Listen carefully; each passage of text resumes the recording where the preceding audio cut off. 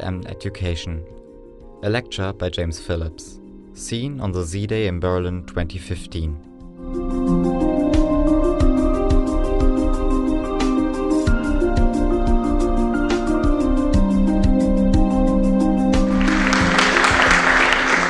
Always wondered why 1-2 was the thing you check a mic with. Could no one ever think of anything more interesting than that? Like, I don't know, peace on planet Earth or something.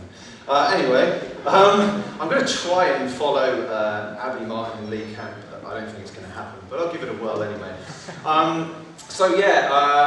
I'd start off by thanking the Berlin chapter, but I can't do it in German, so I don't think I'll come off stage anyway.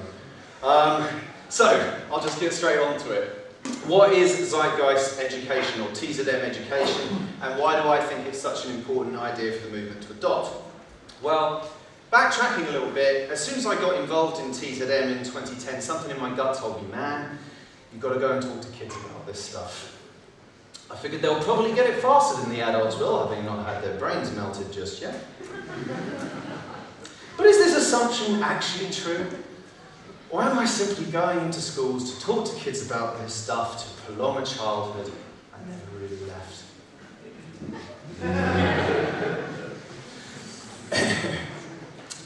Got to do something whilst you're shopping in Aldi's, haven't you? Anyway, well, since starting this project in 2011, I've given several talks on various aspects surrounding education, starting off with an introduction to the TZM project and the problems with the current educational system in 2011. At Z-Day in 2012, I delivered a talk on the history of coercive education. In the 6th instalment of an 8-series presentation TZM pieced together for the movement in 2013, we highlighted the shortcomings of educational reform. In 2014, we launched the all-new Singing and Dancing TZM website. We're complete with all the materials needed to deliver a sustainable train of thought to the next generation. And all along the way, going into schools, of course, to speak to kids of all ages regarding the train of thought behind an NLRBE. Yes, even schools that advocate God.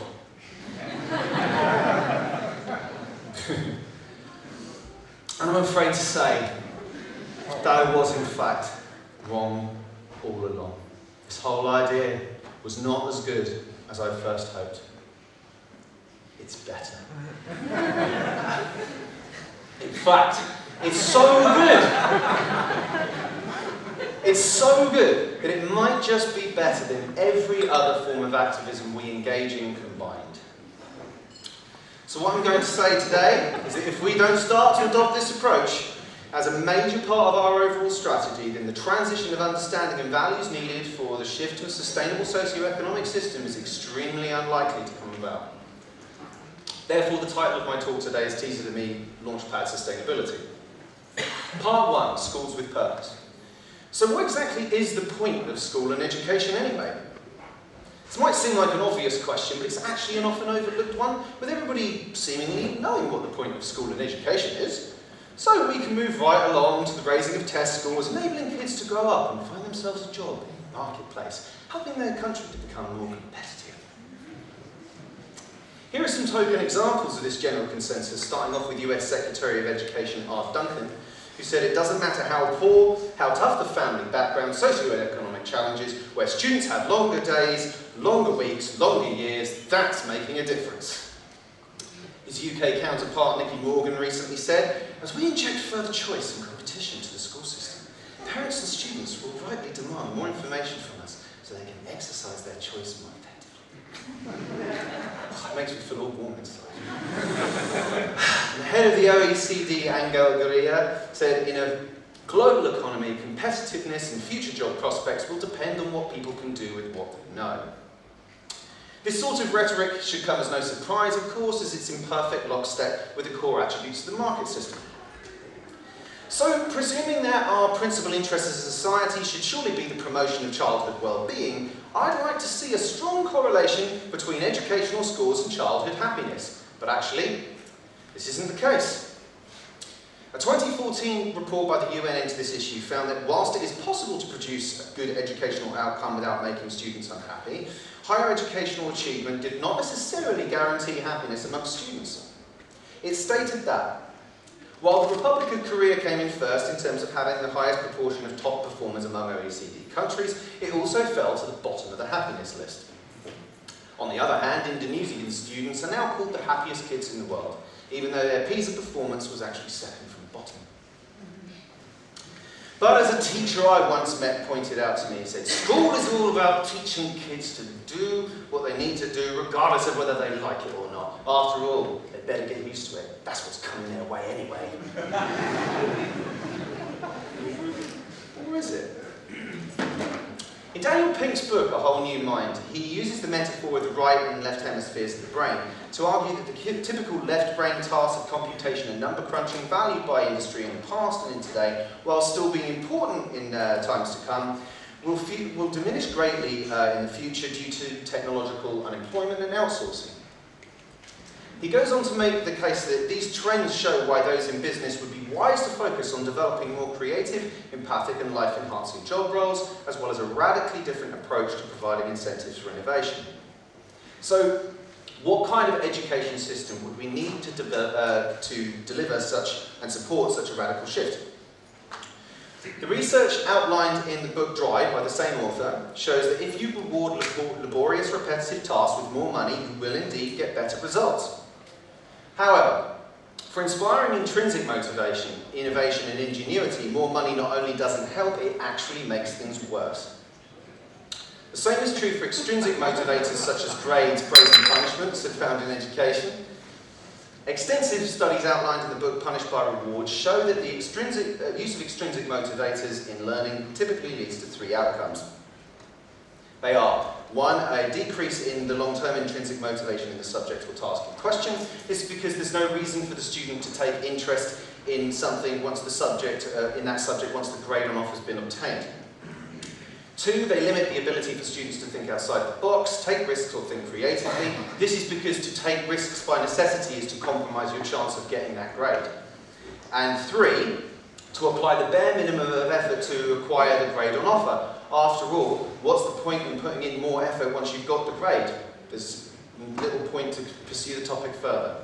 So, if jobs will come under increasing threat from automation, and the first labour roles to go will mostly likely be those associated with laborious labour and left-brain tasks, then isn't the entire edifice of the education system actually detrimental to the future marketplace it's supposed to be preparing children for? With this taken into account and with an uncertain economic future ahead, to say the least, surely the best course of action, even if you are a staunch advocate of the market system, would be to elevate the subject of critical thinking in schools and encourage children to become adaptable, creative, lifelong learners, would it not? Such changes would only be a positive development in the skills needed for the challenges which lie ahead. Agreement with a person's perspective in this way and then using it to enhance the merit of your own perspective is one of the many tactics outlined in the book Influence, which I highly recommend reading. After all, if we're in the business of changing values through effective communication, we would surely want to know what works and what doesn't, would we not? Part 2, educational reverence. Let's put the purpose of education to one side for a moment though, because regardless of what people think it is or what it should be, it certainly seems to be a highly important topic amongst parents, politicians and teachers alike, with good reason too. Because along with all other surrounding socioeconomic conditions in childhood, school plays a major role in shaping the kind of person you'll grow up to be. The founders of the modern school system knew this only too well. With the roots of the current educational model devised in the age of the Enlightenment and the Industrial Revolution, where the need for rote learning, increased production and obedience to authority was paramount for both the state and business interests at the time. Memorization of facts, fixed habits of response to authority, segregation into peer groups, scheduled breaks and the ringing of bells and the like were all characteristics of early manipulative behavioural techniques. So successful was this Prussian model of education that governments around the world soon started to adopt it. In fact, all incantations of anyone who either seeks power or wishes to retain it, noble intentions or not, makes education a central theme in their approach. It doesn't matter whether it's the despotic and tyrannical regimes of Hitler, Stalin, Mao, Pol Pot, or the modern-day schooling methods used in developed Western democracies, all perpetuate their established cultural reference points through the prism of education and propaganda. This approach works by artificially creating the conditions you seek in society in childhood, while simultaneously using a well-oiled propaganda machine to indoctrinate the adult population. A modern-day example of a successful implementation of this strategy is in North Korea, where this Orwellian-esque nightmare has endured for 62 years now, ensuring the subjugation of its population through the tactics of terror, cutting off communication to the outside world, and a relentless state propaganda and education campaign focused on the indoctrination of the population to the adulation of the state and its leaders, both past and present.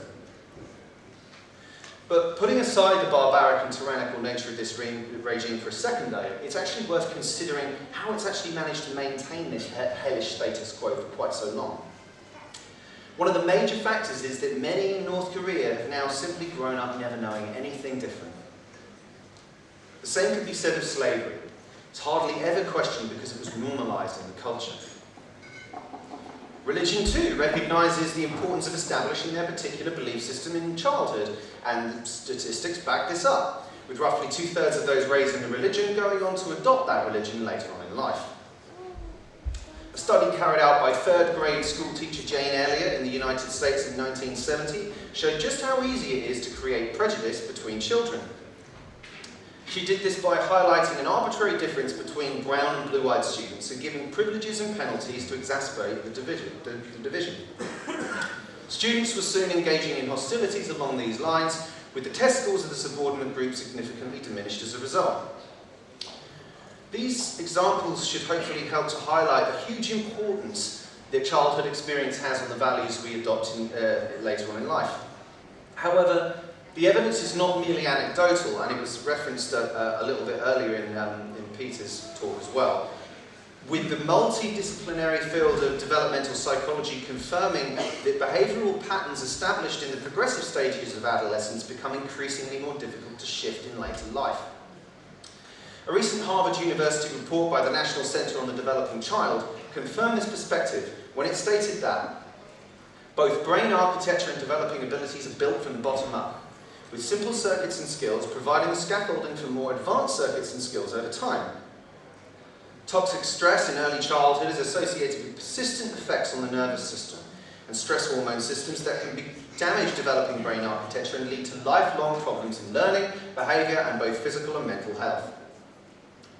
Creating the right conditions for early childhood development is likely to be more effective and less costly than addressing problems at a later age.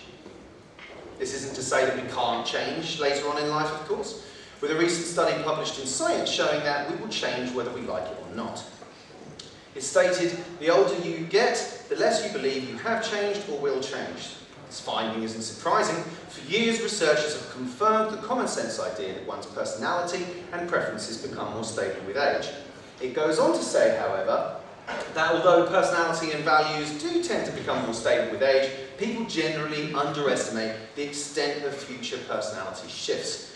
So it seems there's some hope for the adult population there. So shifting entrenched adult values is not impossible, but it's less likely and in fact an uphill struggle if that person is not predisposed to hear what you have to say, and that predisposition is shaped in adolescence. Part 3, consequences of coercion. Rarely will you hear in public discourse that growth and sustainability are simply not compatible. Or come across someone who even knows about the process of money creation, let alone the problems it causes. And you're equally unlikely to hear a serious question in mainstream discourse of how a competitive socio-economic system such as ours could ever bring about the collaborative one we clearly need to solve humanity's interconnected global problems. I put it to you that this is what a passive education system like ours helps to create. And I myself am a victim of that system, because I certainly never thought to question these sorts of things until coming to this movement. And I certainly knew absolutely nothing of our technological capability to produce and access abundance for all the world's people sustainably. Hydroponic food farming, high-speed maglev trains, and renewable energy abundance may be old news to some, but for the vast majority out there, this is simply not the case. Socrates was quoted as saying, "I cannot teach anyone anything, I can only make them think." We humans are suckers for our own personal eureka moment. So by using Socratic questioning, we can help people have their own by asking them why we're not using this technology to solve human environmental problems, and just take the conversation from there. Instead of turning them off the whole idea of an NLRBE from the outset by seemingly imposing our view on them. This is where TZME comes in, because this is the approach that has by far had the most effective response yet. The answers and insights given to this question by kids are far more interesting and close to what we advocate than in any adult Q&A I have ever hosted. That's for sure. For example, a 7-year-old at a primary school said to me, well, why don't we just print the money to build this stuff and just do it? Ooh, so close. A 13-year-old boy came up alongside me at this exhibition and he said, whoa, you mean to say we can do all this? I said, yep. He said, why are we doing it then? I said, I haven't got enough money. He said, money's dumb. That was quick. You know, I don't have to have a 2-hour Q&A with the adult population, I can just come and speak to you. Right, so, part 4, Launchpad Sustainability. Hopefully the evidence I presented today should make it abundantly clear that going into schools has to be a major part of our overall strategy as a movement if we're actually serious about shifting social values in a more sustainable direction. The TZME website has absolutely everything you could possibly ever need to do exactly this. Ladies and gentlemen, we have to start to realise that we are in a value war, because from my perspective at least, we often seem to be acting as though we don't even know there is one. I'm sorry, but is talking to Stefan Molyneux fans on YouTube for hours on end, or participating in an echo chamber, really being strategic or being the light of change you want to see in the world? I sincerely hope you don't think so. But unfortunately, that is what I see an awful lot of when I look inward on this movement. But let me tell you what I see when I look outward. I see a lost generation, lost and confused in a world which constantly bombards them with how bad everything is, what to buy, what to wear, what's right, what's wrong, and yet it offers no tangible or hopeful direction in which to head. The next generation deserve a better vision of the future than that, and we are privileged enough to be able to offer it. So let's stop being the harbingers of doom and start being the proud proponents of the positive direction that we promote as a movement. With the issues of sustainability and environmental concern now being promoted in education and in the media, the next generation are ready to hear what we have to say. Please don't let them and yourselves down. Because the children of today deserve a better tomorrow than the one currently on offer. And the time to start to make that better tomorrow a reality is today.